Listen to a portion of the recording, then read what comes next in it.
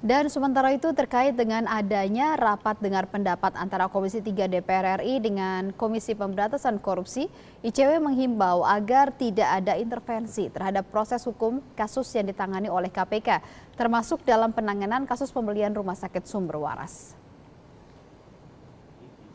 Sebagai mitra kerja DPR, memiliki hak untuk memanggil KPK untuk menyampaikan perkembangan kasus yang tengah ditangani. Dan salah satu kasus yang menjadi sorotan saat ini adalah kasus pembelian rumah sakit Sumber Waras oleh Pemprov DKI. Sebelumnya BPK menemukan ada indikasi kerugian negara atas pembelian lahan rumah sakit Sumber Waras ini hingga sebesar 191,3 miliar.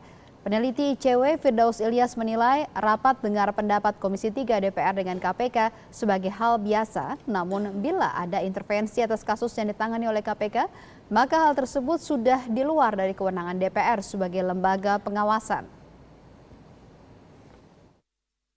Jadi sangat wajar misalnya kalau juga KPK gitu ya ataupun DPR meminta kira-kira perkembangan penanganan kasus korupsi seperti apa, hambatannya apa, apakah ada persoalan dengan budget, dengan infrastruktur dan dukungan segala macam gitu.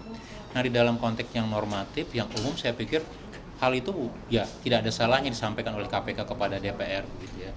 Tetapi akan menjadi sangat politis soalnya atau menjadi intervensi misalnya kalau DPR juga misalnya memaksakan status sebuah kasus misalnya, meminta agar KPK menaikkan kasus misalnya dari penyelidikan menjadi sebuah penyidikan, atau DPR meminta misalnya KPK untuk mentersangkakan seseorang.